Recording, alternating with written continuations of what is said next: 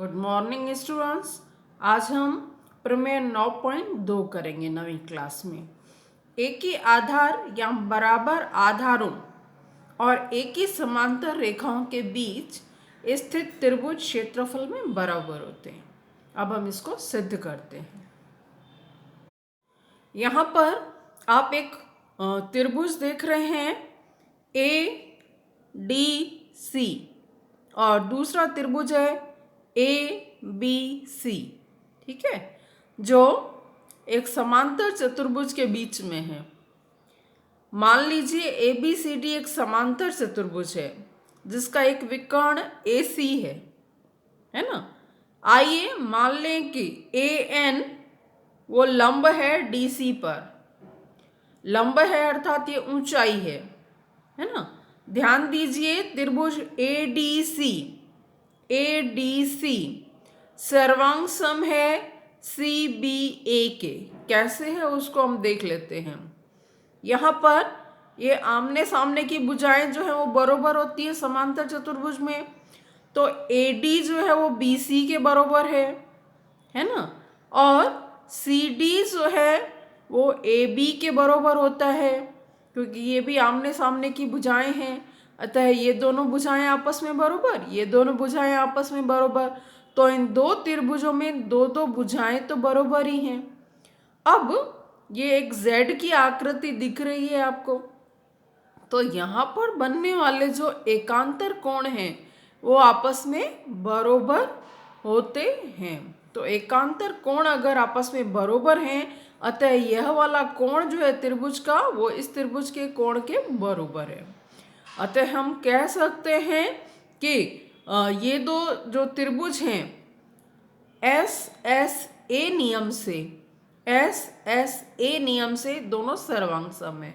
यही बात यहाँ कही गई है कि ए डी सी दोनों जो बरोबर भुजाएं उनको पहले नाम दिया इस तरह से, और इस तरह से सी डी ए तो पहले जो इसके बरोबर थी उसको नाम दिया, फिर इसके बरोबर थी उसको नाम दिया, और लास्ट में आपने ए बिंदु को दिया।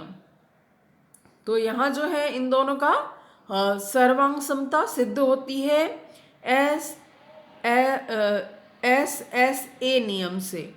ठीक है ना। अच्छा, अगर दो त्रिभुज सर्वांग सम होते हैं तो उनका क्षेत्रफल बरोबर होता है। तो एरिया त्रिभुज ए डी सी वो बरोबर है एरिया त्रिभुज सी बी ए के। ठीक है ना। अतः जो है कि ए डी सी त्रिभुज का क्षेत्रफल जो है वो ए बी सी